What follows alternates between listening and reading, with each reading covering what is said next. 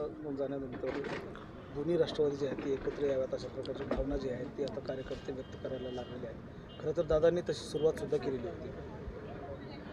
नाही, खरं तर परवाला ह्या महाराष्ट्रामध्ये 28 तारीख ही काळा दिवस त्या ठिकाणी ठरलेली आहे. आमच्या सर्वांचे नेते माननीय अजितदादा आपल्याला सर्वांना सोडून त्या ठिकाणी गेलेले आहेत. काल अंत्यविधी झाला. लाखो लोक अंत्यविधीला दादाला अखेरचा निरोप देण्यासाठी त्या ठिकाणी उपस्थित होते. आम्हीही त्या ठिकाणी उपस्थित होतो. म्हणून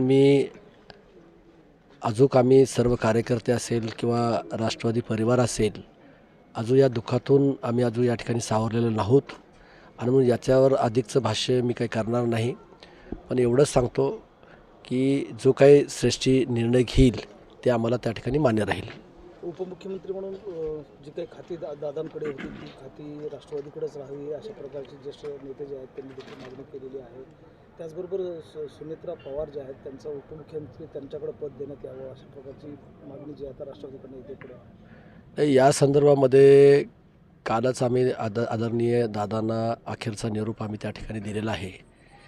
काय बोलावं काहीच सुचत आम्हाला या ठिकाणी नाही.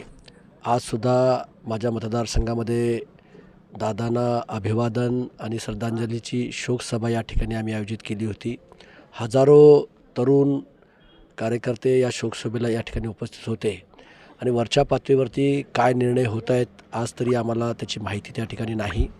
पण वरिष्ठ पातळीवर जो काही निर्णय होईल त्या पद्धतीने आम्ही पुढे त्या ठिकाणी जाऊ.